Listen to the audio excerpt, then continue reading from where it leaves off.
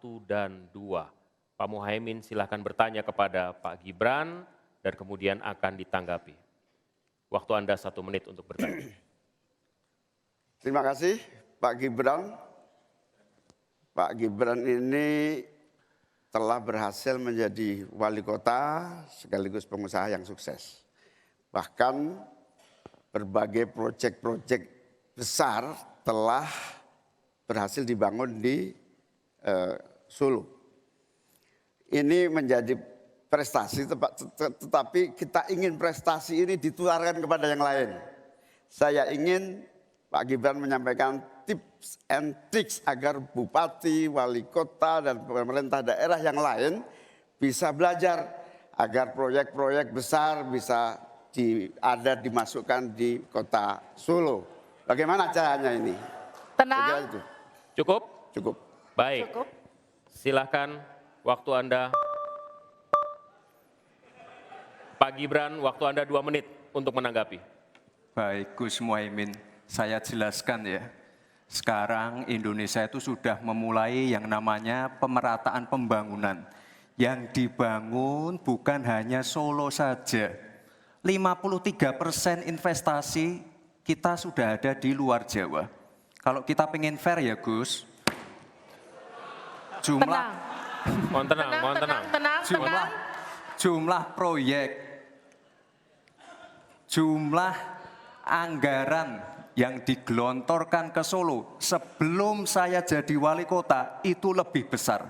Saya tahulah ini arah pertanyaannya kemana, tapi yang jelas ini Gus, apa yang sudah dibangun, yang kita lihat bukan bangunan fisiknya saja, tapi kita lihat impact-nya ke warga. Bangun masjid menggunakan CSR dari Abu Dhabi. Impact-nya apa?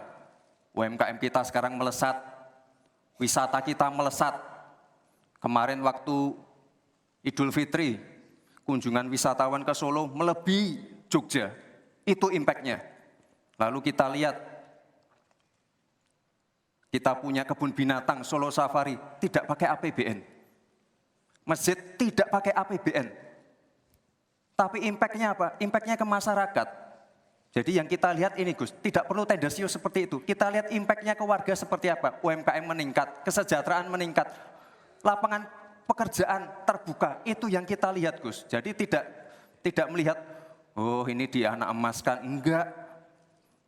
Pemerataan pembangunan itu sudah terjadi di mana-mana, bukan hanya di Solo. Dan itu fakta loh Gus, proyek di Solo sebelum saya menjabat itu lebih banyak. Fakta itu. Terima kasih. Harap tenang, kita akan lanjutkan. Masih lanjut ini. Silakan Pak Muhaimin untuk menanggapi, waktunya 1 menit. Ya, yang saya tanyakan belum dijawab. Tenang. Saya itu tanya tips and triknya agar investasi ataupun proyek-proyek besar bisa di sana. Sebab saya lihat itu ada 32 proyek pemerintahan pusat, ada juga berbagai program-program yang luar biasa, patut kita banggakan. Dibandingkan dengan misalnya Kota Madiun yang hanya 11%, Cirebon hanya 7%, Tasikmalaya. Kita ingin triknya apa? Sehingga akses pendanaan pembangunan itu bisa bersifat adil dan merata. Bukan hanya di satu kota, tapi berada di seluruh. Ini yang menjadi catatan saya adalah keadilan dalam melaksanakan APBN. Kalau kita jadi pemerintah pusat nanti, tugas kita adalah membagi secara adil seluruh proyek-proyek nasional kita. Cukup. Silakan Pak Gibran untuk menanggapi. Waktunya 1 menit, silakan. Mohon tenang. Baik Gus, saya jawab lagi. Sebelum ada proyek dari pusat masuk, kita ya, para wali kota ya harus menyiapkan yang namanya readiness kriteria. Kalau nggak ada itu, nggak mungkin proyek itu masuk. 2, kita sebagai wali kota harus menyiapkan hal-hal non-teknis. Relokasi, nego dengan warga-warga, bantaran sungai, bantaran rel kereta api. Itu Gus, 1. Lalu kita juga harus berkolaborasi Tidak semuanya pakai APBN. Ada yang pakai APBN plus APBD plus dibantu, saya sering dibantu Pak Ganjar, gubernur saya. Ini kolaborasi, jadi tidak semuanya APBN. Ini kolaborasi, ada CSR juga, ada BUMN juga. Ini kolaborasi dan sekali lagi sebelum itu masuk, kami para wali kota menyiapkan readiness kriteria. Itu, jadi ya saya kira ini cukup fair, Gus. Ayo mana Baik. pendukung? Tenang. Apresiasinya.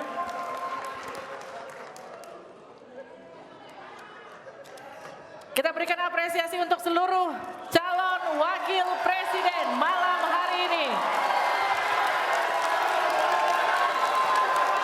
One on one, sesi pertama sudah lewat, masih ada satu segmen lagi. Ketika calon wakil presiden bertanya dan berinteraksi dengan calon wakil presiden lainnya. Tetaplah bersama kami di debat kedua calon wakil presiden pemilu 2024. 2024.